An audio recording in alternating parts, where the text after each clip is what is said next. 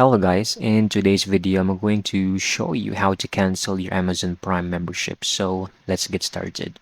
First, if you are on the application on Amazon Prime for watching videos, click over here, select account and settings. It will redirect you to the website for your account settings. Or simply go to amazon.com. Over here, click on memberships and subscriptions.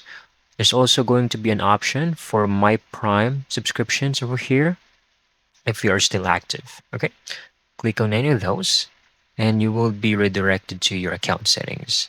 So right here, it will be listed. You can click on Manage. Then after that, it will show a page like this.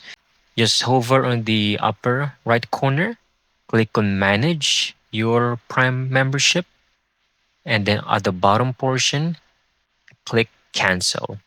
You will just ask for your confirmation and verification and click on Confirm, and you're done.